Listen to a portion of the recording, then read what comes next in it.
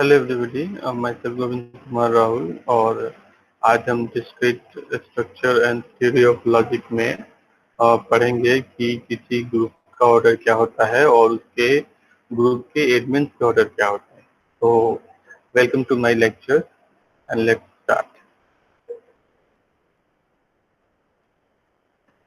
Okay, well, as we see that we have following topics for our discussion today.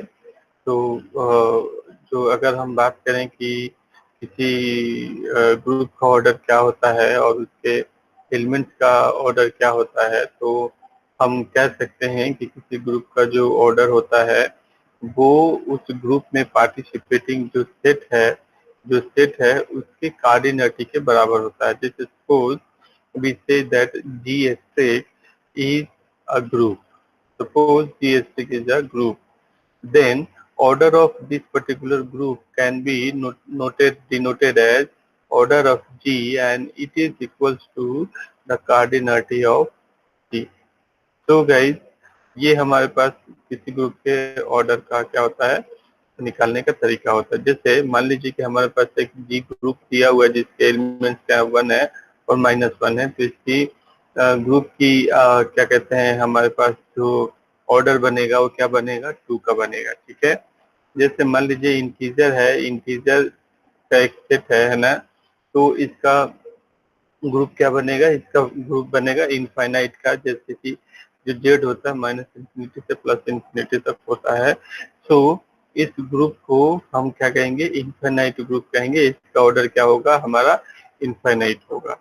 तो ये हमारे पास क्या है, किसी ग्रुप के ऑर्डर का निकालने का तरीका है। लेकिन अगर हम बात करें कि किसी ग्रुप के एलिमेंट्स को हम कैसे निकालते हैं, तो किसी ग्रुप के एलिमेंट्स का ऑर्डर अगर हम निकालना चाहते हैं तो उसके लिए हम एक पर्टिकुलर कंडीशन को चेक करते हैं। जैसे कि a to the power n equal to a होना चाहिए for n equal to some positive integer. चलिए इस चीज को थोड़ा सा हम लोग और सिंप्लीफाई करते हैं। मान लीजिए कि हमारे पास क्या है कि जी एस्ट्रिक करके कोई एक अलजेब्रिक स्ट्रक्चर है। ठीक है, और इसमें क्या है कि कोई, अब चूंकि ये अलजेब्रिक स्ट्रक्चर है और एक ग्रुप है, पहले ही हमने कहा है order of an element of a group.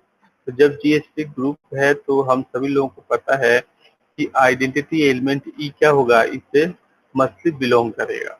तो हम लिख सकते हैं कि for every A belongs to capital G, for every A belongs to capital G, if there exists A to the power n is equals to E, A to the power n is equals to E, है ना, जिसके लिए कि A to the power, अगर हम इस चीज को कहें तो क्या लिख सकते हैं, A to the power n is equals to E। अगर हम ऐसा लिख पाते हैं for for some for some integer value for some integer value n, for some integer value n।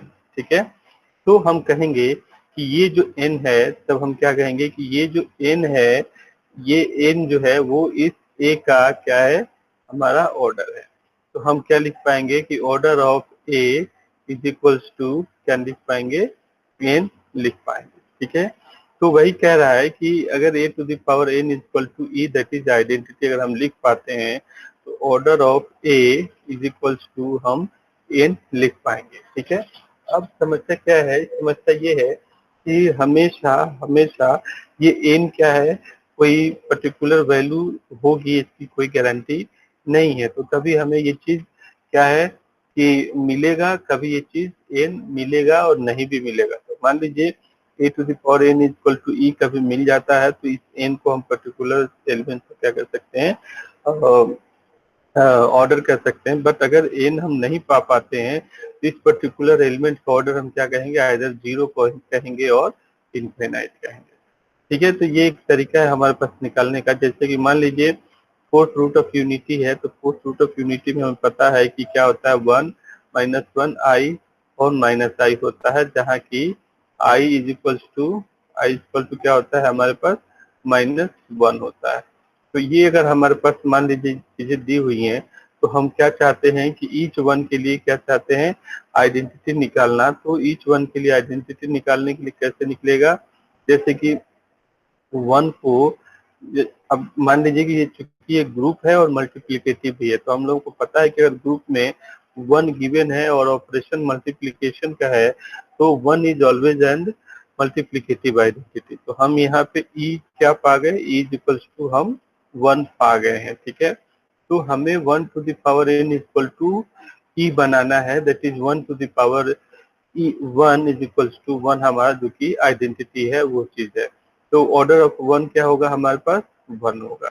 इस तरीके से हम देखते क्या है कि मान लीजिए कि अगर हम -1 का अगर स्क्वायर कर देते हैं तो ये क्या हो जाता है, ई हो जाता है, ई दैट इज 1 हो जाता है। तो ऑर्डर ऑफ -1 इक्वल टू 2 होगा। अगर आप i square i to the power 4 करते हैं तो ये 1 हो जाता है, जो कि हमारी आइडेंटिटी है। तो order of i equal to 4 होगा। अगर माइनस आई का अगर आप 4 पावर करते हैं तो ये हो जाता है 1, जो कि अगेन आइडेंटिटी है। तो माइनस ऑफ आई का ऑर्डर क्या होगा, 4 होगा। तो ये हमारे पास एक निकालने का तरीका है, जिस तरीके से हम क्या कर सकते हैं कि ऑर्डर्स निकाल सकते हैं। मान लीजिए दूसरा न्यूमेरिकल्स हम लेते हैं। दूसरे न्यूमेरिकल्स में हम क्या देखते हैं, सपोज जी है जिसमें कि a square a to the power 3 a to the power 4 a to the power 5 a to the power 6 करके एलिमेंट्स दिए हुए हैं। अब चूंकि अच्छा ऑपरेशन हमारा मल्टीप्लिकेटिव का है, तो इसमें हम आइडेंटिटी आइडेंटिफाई नहीं कर पा रहे हैं। तो इस क्वेश्चन में एक्सप्लिसिटली आइडेंटिटी को क्या किया गया है, गिवन किया गया है, that is a to the power 6 equal to e.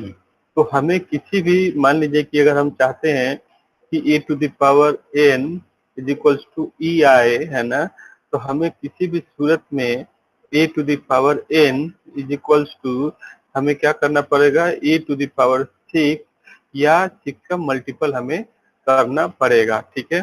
तो अगर हम ए की बात करें तो सीधे ए के पावर अगर हम 6 कर देते हैं, ए के पावर हम 6 कर देते हैं, तो ये क्या हो जाता है, आइडेंटिटी हो ही जाती है सेल्फ। तो ये क्या इम्प्लाई कर देता है कि order of a is equals to क्या हो गया, order of a equal to 6 हो गया, ठीक है। अगर ए स्क्वायर की बात की जाए, तो अगर ए स्क्वायर को भी हम टू द पावर 3 कर देते हैं तो this becomes 3 to the 6 that is a to the power 6, और इसकी वैल्यू ई होती है जैसे कि क्वेश्चन में दिया हुआ है। तो इस तरीके से ए स्क्वायर का ऑर्डर क्या होगा हमारा, 3 होगा। अगर आप ए टू द पावर 3 की बात करते हैं तो ए टू द पावर 3 को अगर हम स्क्वायर कर दें होल सोल को, तो ये हो जाता है a to the power 6 and that is equal to e. So order of a cube is equal to 2।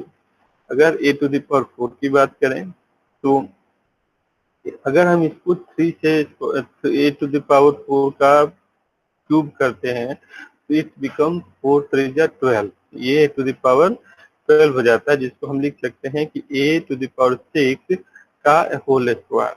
अब ए टू द पावर 6 की वैल्यू यहाँ पे ई दिया हुआ है, तो ई का स्क्वायर करिए, क्यूब करिए, कुछ भी करिए, ये क्या आने वाला है, अल्टीमेटली ई ही देने वाला है। क्योंकि ई स्क्वायर को भी हम ई इंटू ई लिखेंगे तो identity into identity equal to हमेशा आइडेंटिटी ही होता है। That is order of a to the power 4 equal to 3 हो जाएगा। उसी तरीके से ए टू द पावर 5 की बात करें तो ए टू द पावर 5 में अगर इसका पावर हम 6 कर देते हैं तो ये हो जाता है 30, और 30 को फिर हम ब्रेक करेंगे तो a to the power 6 into 5 कर देते हैं, तो दिस बिकम्स ई, ये इसकी वैल्यू क्या हो गई, ई हो गई। तो फिर e to the power 5 equal to e होगा, हम सभी को पता है। तो order of a to the power 5 equal to 6। इसी तरीके से अगर ए टू द पावर 6 है तो हम सिंपली इसको 1 पावर कर देंगे तो ए टू द पावर 6 ही आएगा, जिसकी वैल्यू ई होती है। तो a to the power 6 equal to order of a to the power 6 equal to 1। तो इस तरीके से हम क्या कर सकते हैं कि किसी ग्रुप के ऑर्डर को या ग्रुप के एलिमेंट्स को निकाल सकते हैं। इस पे क्लास 2 नंबर से लेकर 7 नंबर के सवाल है। तो आप इस चीज को जरा सॉल्व करिए एंड थैंक यू। मिलते हैं नेक्स्ट क्लास में। Thank you so much.